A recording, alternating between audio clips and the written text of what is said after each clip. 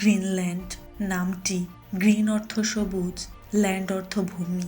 শুনলেই মনে হবে সবুজ কোনো ভূমি, কিন্তু না, গ্রিনল্যান্ডে সবুজ নেই, আছে শুধু বরফ আর বরফ। দেশটির ৮০% এলাকা বরফে ঢাকা। গ্রিনল্যান্ডে সাধারণ গাড়ির চেয়ে আকাশে হেলিকপ্টার চলে বেশি। শুধু তাই নয়, যাতায়াতের জন্য লোকজন ব্যবহার করেন ডগ স্লেজ, অর্থাৎ কুকুরে টানা স্লেজ গাড়ি। মাটি নয়, পায়ে হেঁটে বেড়ান বরফের উপর দিয়ে। স্বেচ্ছায় মৃত্যুকে বরণ করে নেওয়ায় গ্রিনল্যান্ডবাসী সারা বিশ্বে প্রথম। আরও মজার তথ্য হলো, এই দেশে সূর্য অস্ত যায় না। তাহলে চলুন আজকে আমরা গ্রিনল্যান্ড সম্পর্কে জানা অজানা তথ্য জেনে নিই।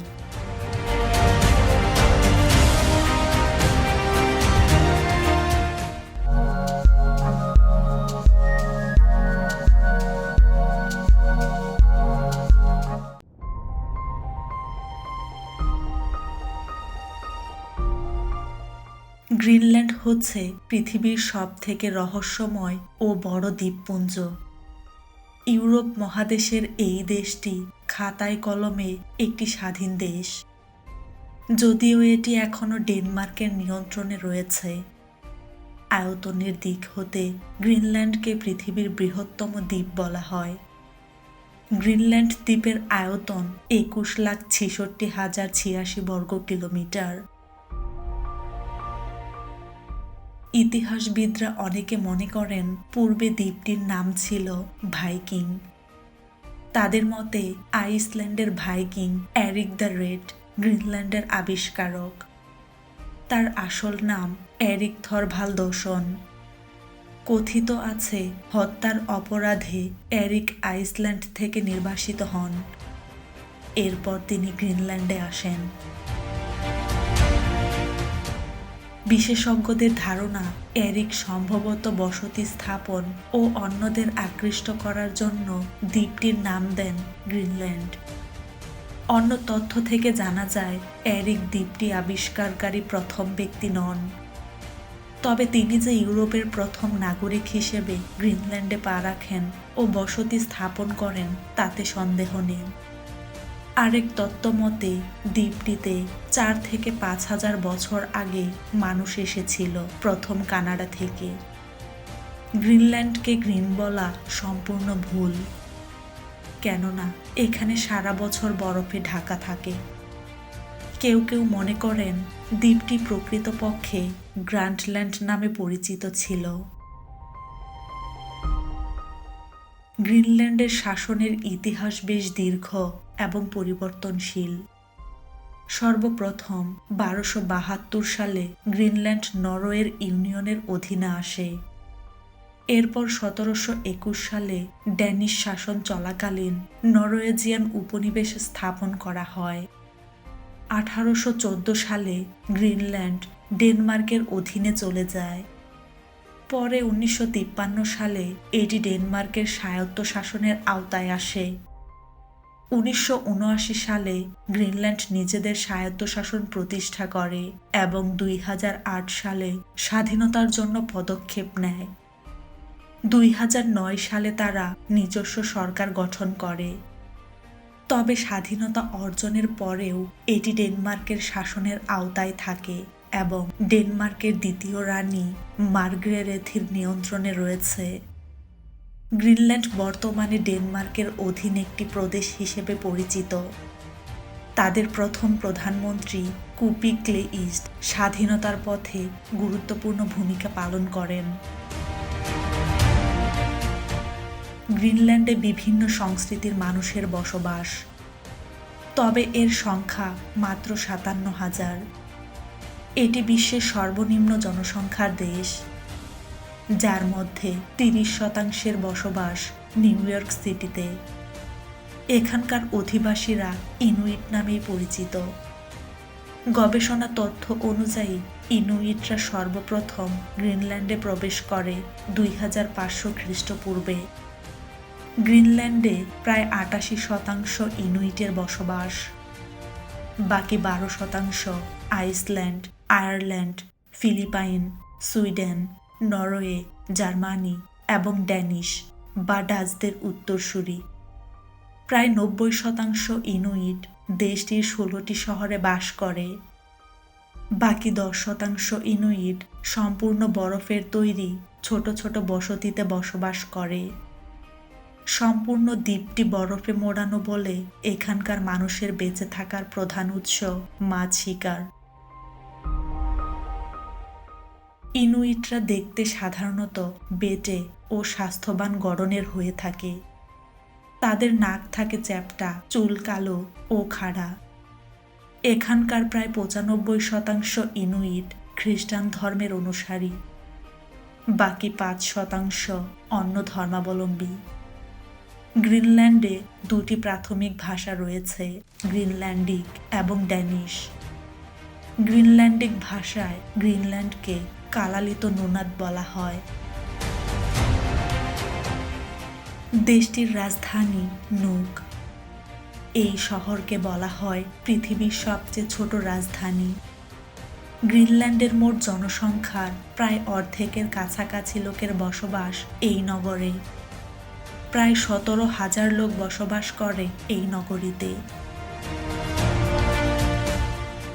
গ্রিনল্যান্ডের শিক্ষা ব্যবস্থা সংগঠিত হয় অনেকটা ডেনমার্কের মতোই। এখানে 10 বছর প্রাথমিক শিক্ষা জীবন, তারপর মাধ্যমিক ও বিশ্ববিদ্যালয় হচ্ছে উচ্চ মাধ্যমিক। গ্রিনল্যান্ডে মাত্র একটি বিশ্ববিদ্যালয় বিদ্যমান, যার নাম ইউনিভার্সিটি অব গ্রিনল্যান্ড, যা নুক শহরে অবস্থিত। গ্রিনল্যান্ডিক সংস্কৃতির আদলে এখানে football, track and field, handball, স্কিনিং জনপ্রিয়। পৃথিবীর সবচেয়ে বড় জাতীয় উদ্যান ন্যাশনাল পার্ক গ্রিনল্যান্ডেই অবস্থিত। নাম north east Greenland national park. জীববৈচিত্র্যের অনন্য এক লীলাভূমি এটি। এখানে প্রায় 310 প্রজাতির ভাস্কুলার উদ্ভিদের দেখা মেলে, যার মধ্যে 15 প্রজাতির উদ্ভিদ পৃথিবীর অন্য কোথাও নেই। নর্থ ইস্ট গ্রিনল্যান্ড ন্যাশনাল পার্কটি 1974 সালে প্রথম তৈরি করা হয়। পরবর্তীতে 1988 সালে এর আকার প্রসারিত করা হয়। এখানে বিরল প্রজাতির স্তন্যপায়ী প্রাণীদের মধ্যে রয়েছে মাস্ক শার্ক, মরু ভাল্লুক, আর্কটিক নেকড়ে, আর্কটিক খরগোশ, রেইনডিয়ার এবং তুষারময় পেঁচা। সামুদ্রিক জীববৈচিত্র্য সম্পদেও গ্রিনল্যান্ড পৃথিবীখ্যাত। এখানকার সাগর উপকূলে সবচেয়ে বেশি দেখা যায় হুডেড ও গ্রেসিলদের। আছে সাদা বেলেগো তিমি, লম্বা দাঁতের অয়ারলাস, আছে প্যারেগ্রিন ফ্যালকন, বড় পানকৌড়ি, গাংচিল সহ রং বেরঙের নানা প্রজাতির পাখি। সব মিলিয়ে পার্কটি জীববৈচিত্র্যের সত্যিকারের স্বর্গভূমি। বরফের রাজ্য গ্রিনল্যান্ডে যাতায়াত ব্যবস্থা সুবিধাজনক নয়। অন্য দেশ থেকে গ্রিনল্যান্ডে সরাসরি যাতায়াতের তেমন কোনো ব্যবস্থা নেই। সমুদ্রপৃষ্ঠে দেশটির অবস্থান হলেও নেই আন্তর্জাতিক ফেরি সার্ভিস। অন্য দেশ থেকে গ্রিনল্যান্ডে সরাসরি যোগাযোগের ক্ষেত্রে কেবল 4টি বিমানবন্দরই ভরসা। গ্রিনল্যান্ডের অভ্যন্তরে রয়েছে 16টি বড় শহর, কিন্তু একটি শহর থেকে আরেকটি শহরে যাতায়াতের সুব্যবস্থা নেই। এটি বিশ্বের একমাত্র দেশ যেখানে কোনো রেল ব্যবস্থা নেই। এখানে সাধারণ গাড়ির চেয়ে নৌকা বা হেলিকপ্টার বেশি চলে। বেশিরভাগ মানুষই এখানে হেলিকপ্টার বা কুকুরে টানা স্লেজ গাড়িতে ভ্রমণ করেন। স্বেচ্ছায় মৃত্যুকে বরণ করে নেওয়ায় গ্রিনল্যান্ডবাসী সারা বিশ্বে প্রথম। তাই বিশ্ব স্বাস্থ্য সংস্থার জরিপে গ্রিনল্যান্ড পৃথিবীর মধ্যে সবচেয়ে বেশি আত্মহত্যাপ্রবণ দেশ। এমন চাঞ্চল্যকর তথ্য গ্রিনল্যান্ডবাসীর জন্য দুর্ভাগ্যই বটে। আত্মহত্যার দিক দিয়ে এগিয়ে আছে এমন 110টি দেশের মধ্যে প্রথম 5টি দেশ হল গ্রিনল্যান্ড, লিথুয়ানিয়া, গায়ানা, দক্ষিণ কোরিয়া এবং কাজাখস্তান। গ্রিনল্যান্ডের প্রতি লাখে অন্তত ৮৩ জন মানুষ স্বেচ্ছায় মৃত্যুবরণের পথ বেছে নেন। মনোবিশেষজ্ঞদের দাবি, গ্রিনল্যান্ডবাসীর মধ্যে নৈতিকভাবে অধঃপতনের ফলে আত্মহত্যার প্রবণতা বেড়েছে। যখন পরিবারের কোনো সদস্য বা বন্ধুদের মধ্যে কেউ আত্মহত্যার পথ বেছে নেয়, তখন তার আশেপাশের লোকেরাও একই ঝুঁকিতে থাকে। বিস্ময়কর তথ্য হল, দেশটিতে কোনো মনোবিশেষজ্ঞ নেই।